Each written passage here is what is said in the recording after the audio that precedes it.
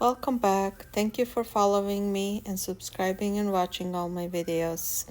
Today I'm going to show you how to use pork tenderloin. So it's one of those pieces of meat that you see at the store, and also you might be wondering how should I do it.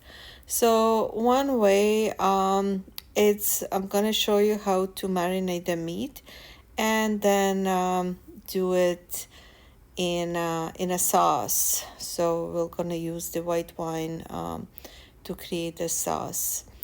So one way how I like to do when I go grocery buy my meat, I like to marinate it and then store it in a fridge for a few days, or I put it in a freezer. However, so the same thing here, and also with the pork, it always tastes much better or enhances the flavor when you can marinate it for a few days before you actually use it. So here I just chopped a whole bunch of garlic and then some salt and pepper, and then so just really gently massage all that into the meat and then cover it up, and then we'll have it in a fridge until ready to use. So while it's sitting in a fridge is actually the garlic it's being absorbed by the meat, and then so we're just having this really nice flavor that gets produced with garlic. So we're gonna put this meat on the hot pan that we kind of caramelize the onion a bit, and so this will be done quite fast. Actually, pork doesn't need to be cooked for the long time. But so on the high heat on the oil, we're just gonna be letting the meat starting turning the color. So like after a few minutes, it's just gonna create a seal also. So because pork, especially this part of the meat, doesn't have a fat and it's quite dry, it's very soft and tender meat, but like doesn't have no fat on it.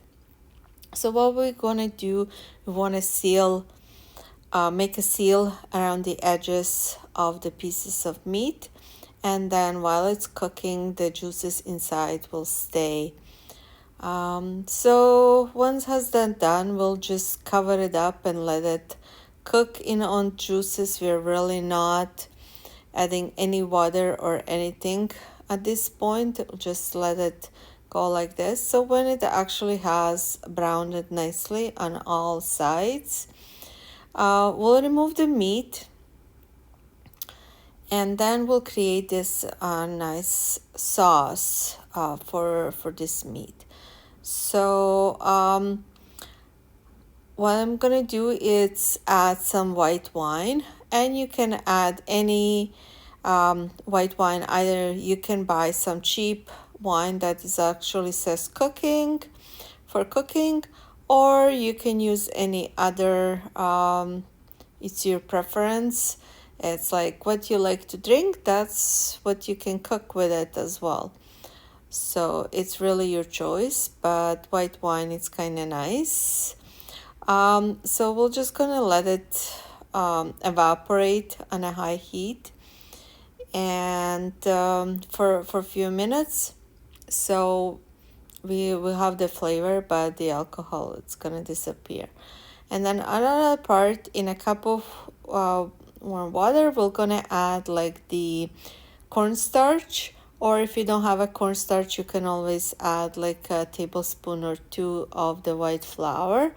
Make sure it's really nicely mixed so you don't have any little balls, like so it became all nice and smooth. And then so add this to the pan, bring it to the boil, and after it has all nicely boiled, then put the meat back in the pan and let it cook for another 5-10 minutes, and then that should be done.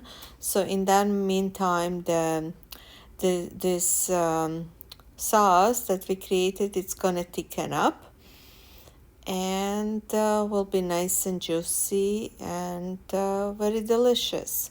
And then now we have cooked wild rice, and that will be a nice side dish for this meat. And then you can pour the sauce on top of the rice, so just to have nice taste and lots of flavor for the rice and also for the meat.